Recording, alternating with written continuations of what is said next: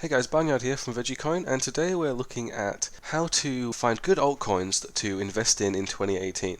So as you probably know, the cryptocurrency space at the moment is really a wild, wild west just because it's so new. There's so much money in it at the moment, so it's very easy to get caught up in scams. It's very easy to get your money stolen, things like that, and it can be quite difficult to find good altcoins that are actually being built legitimately and that are not just there to steal your money. So let's just jump straight into it. The first thing I think you need to look for is a white paper for the cryptocurrency that you're looking to invest in.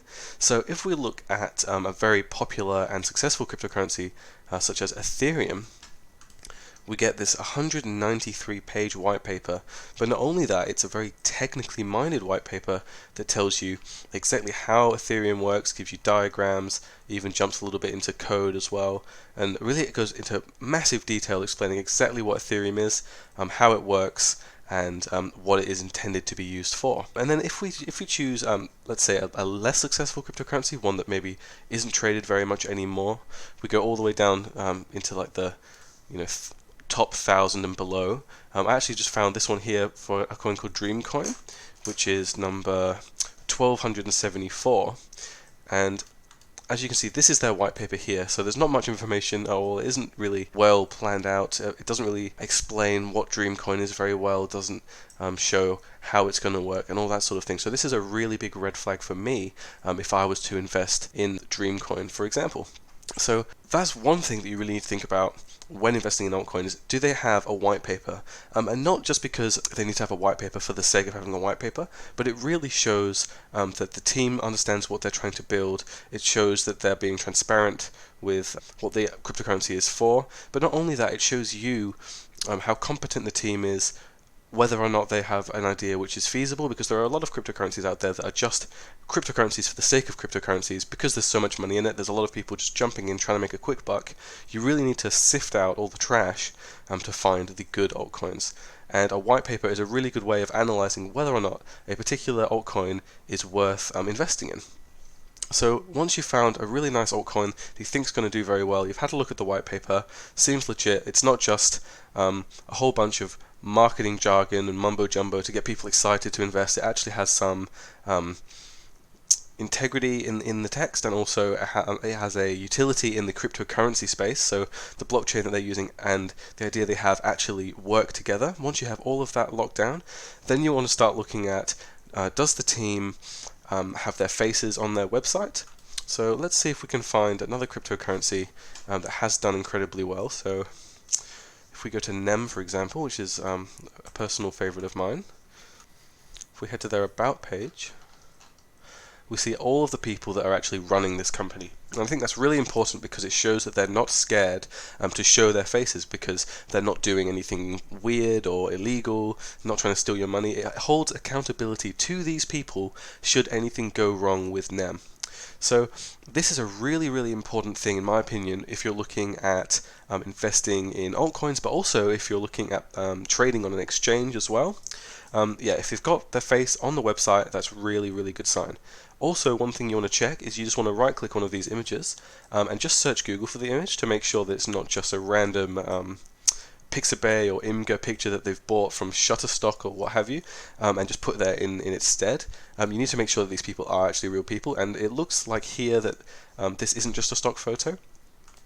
So that's another thing to look into as well.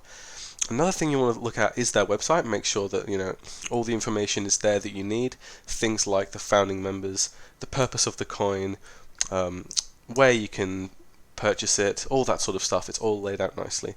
So if the website checks out and everything looks good, the next thing you want to do is head over to their Bitcoin talk thread and have a look at what everyone else is saying about the cryptocurrency. So I'm just going to bring up this particular Bitcoin talk thread, which is for a scam coin, in which the developer of this coin essentially put a virus on the software you use to mine and trade the coin, so that whenever you downloaded the wallet, as soon as you ran it, the virus on the wallet would basically go through your entire system, look for any other wallet.dats of any Bitcoin forked altcoins that you have, which is where all of your altcoin will be stored for that particular cryptocurrency, and it would email it straight back to the Spartacus coin developer for him to steal. And if you actually look at their Bitcoin Talk thread, you'll see very clearly that it is a suspicious thread. So the first thing to look for is, okay, well, it only has 850 reads. That's a bit confusing because it's been around for about a month and a half now. It should have more than that, particularly if there's an active developer replying to all the things that people are saying on the thread. The second thing that caught my eye is that if you actually read the entire thread and go straight down to the bottom, which is where everything went black, there's a guy here that says, it's malware that rootkits your PC, beware. And if you go back to the start here, there is a Discord link right here, and when you click on this link, it's just a whole bunch of people talking about how this coin scammed them. So you really need to do a bit of hard work before you invest in these cryptocurrencies, just to make sure that they're not scammers, because it's very easy in the crypto space just to get all of your money stolen. So if you've gone on their Bitcoin Talk thread, it's got plenty of views. The first post is nicely laid out and all the information is there. The devs are active with all the people that are discussing the coin in the thread. The next thing to look at is their GitHub.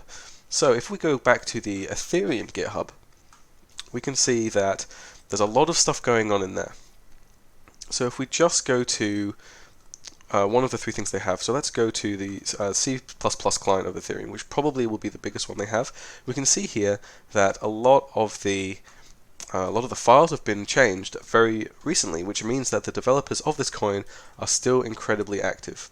If you go to an altcoin's GitHub and it isn't very active, and when I say not very active, I mean things haven't been changed within the last month or so, this is also a very big red flag, because it could mean that developers have given up on the project and there's not going to be any more updates, and that is particularly an issue if the coin is forked from a very popular altcoin such as Bitcoin or Ethereum, because essentially what has happened in the past is cryptocurrencies have been hacked, or they've found vulnerabilities in the software that need to be patched quickly.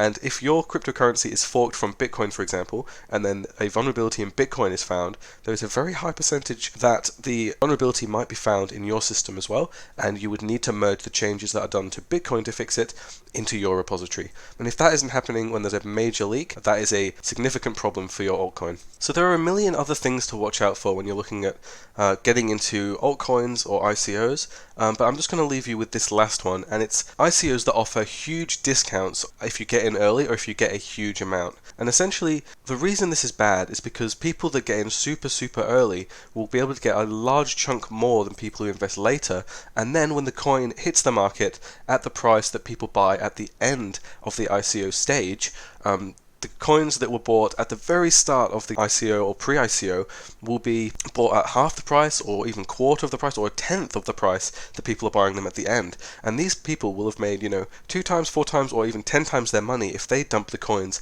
right at the start of the end of the ICO phase. And what that means for everyone who got in at the end, well, it means that they've just spent $20,000 on something that's suddenly worth $2,000. So I hope you enjoyed the video. Please consider subscribing if you did, and check out VeggieCoin as well if you're interested in a cryptocurrency that helps animals in need. Essentially the way it works is people mine the coin, and as you do, you will receive VeggieCoin, and an extra bonus amount of VeggieCoin will be set up in a separate animal fund, and as a community as a whole, we all decide where that fund goes to help animals in need, to help animal welfare initiatives, and also startups that are helping animals. So once again, thank you very much for watching, and hope to see you in the next one.